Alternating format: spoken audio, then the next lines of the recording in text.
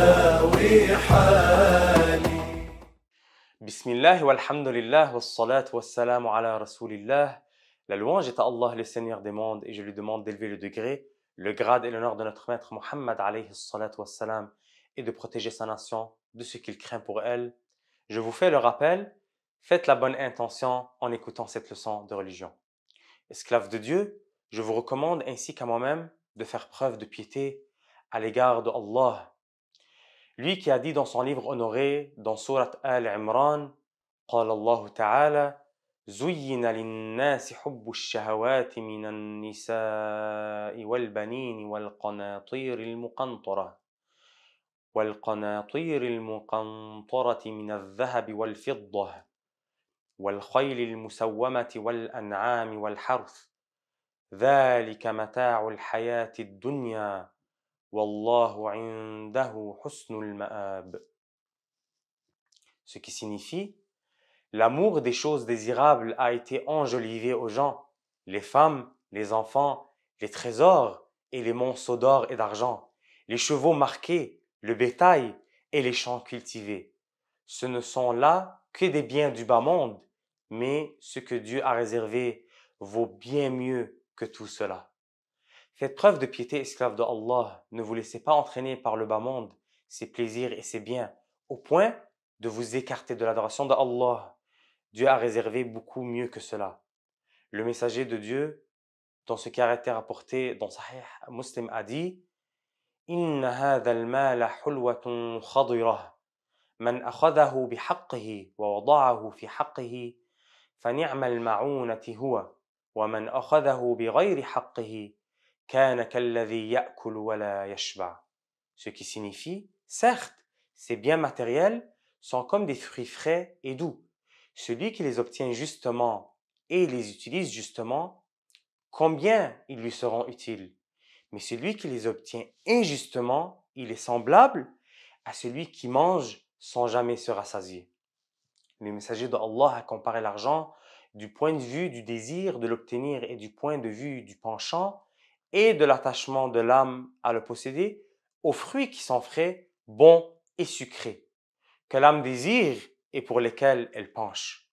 Celui qui obtient son argent d'une manière licite et qui l'utilise de façon licite en s'en servant pour combler ses besoins et ceux de sa famille et en les dépensant dans les voies de la bienfaisance et du bien dans l'intention de se préserver, ou bien en l'utilisant pour son épouse avec une bonne intention ou pour ses enfants, ses parents ou ses proches parents, il s'agit alors d'un immense bienfait de la part de Allah envers son esclave croyant.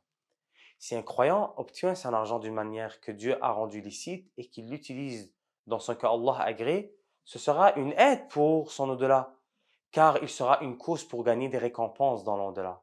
Ce sera donc une bonne aide pour obtenir ce qui lui sera utile au jour du jugement, tout comme il a été une aide pour obtenir ce qui lui a été utile dans la vie d'ici-bas. Quant à celui qui l'a obtenu injustement et l'a donc acquis d'une façon illicite, il sera privé de cette bénédiction et sera semblable à celui qui mange sans être rassasié. Même s'il possède beaucoup d'argent, il devra en assumer les conséquences au jour du jugement dernier.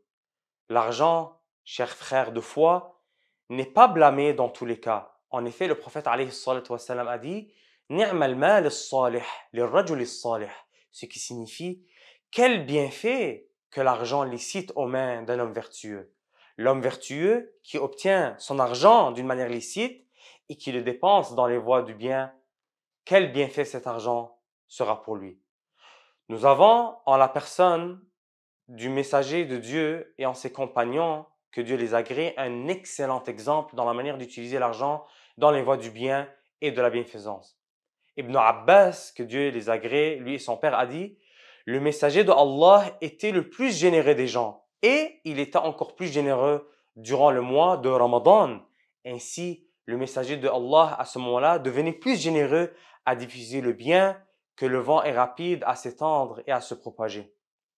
Abu Bakr, que Dieu l'agrée, était un exemple pour dépenser et donner dans l'obéissance à Allah. Il a ainsi dépensé toute sa richesse dans la voie que Allah a agréée, tout cela par recherche de l'au-delà et pour soutenir la religion agréée par Dieu, pour aider le messager Muhammad alayhi salatu wassalam et pour soutenir les musulmans qui étaient démunis. Au point que le messager de Dieu a dit Ma nafa'ani malu qattum ma nafa'ani malu Abi Bakr. Ce qui signifie aucun bien ne m'a jamais apporté ce que le bien de Abu Bakr m'a apporté. C'est alors qu'Abu Bakr, que Dieu l'agrée, s'était mis à pleurer et avait dit Ne suis-je pas moi-même et mes biens uniquement pour toi, ô messager de Allah? Omar, qu'Allah l'agrée, a dit Le messager de Allah nous a ordonné de faire des aumônes et il se trouvait que j'avais alors quelques biens. Je me suis dit C'est aujourd'hui l'occasion de faire mieux qu'Abu Bakr. Si je dois faire mieux que lui un jour, j'ai alors amené la moitié de ce que je possédais. Le messager de Dieu m'a dit Ma abqayta li ahlik, ce qui signifie Qu'as-tu laissé pour ta famille? Je lui ai dit pareil à ce que je viens de donner. C'est alors qu'Abu Bakr s'est présenté avec tout ce qu'il possédait. Et le messager lui a dit Ma abqayta li ahlika, ce qui signifie Qu'as-tu laissé pour ta famille? Alors il a répondu J'aurais laissé l'agrément de Allah et son messager. Omar a dit Je me suis alors dit Je ne réussirai jamais à devancer Abu Bakr. Alors mon frère musulman, pose-toi des questions. Avant de prendre l'argent et avant de le dépenser, d'où l'as-tu obtenu et comment vas-tu l'utiliser?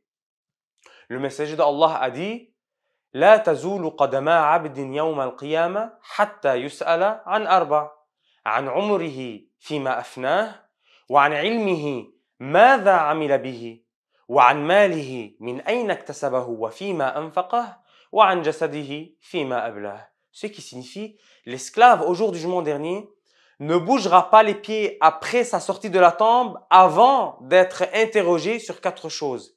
Il sera interrogé sur sa vie, dans quoi l'a-t-il passé, sur sa connaissance dans la religion, qu'en a-t-il fait, sur ses biens, d'où les a-t-il acquis et dans quoi les a-t-il dépensés, et sur son corps, dans quoi il l'a usé.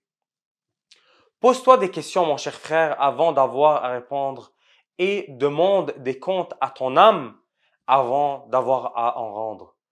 Que Dieu t'accorde ainsi qu'à moi-même le degré de ceux qui s'empressent à dépenser leurs biens licites dans les voies du bien et l'obéissance, de ceux qui prennent des provisions pour leur au-delà par des bonnes œuvres, nuit et jour, afin que ce soit un butin et une provision pour nous le jour où rien ne sera plus profitable, ni les biens matériels, ni les enfants, sinon le fait d'avoir agi à l'égard de Allah avec un cœur saint.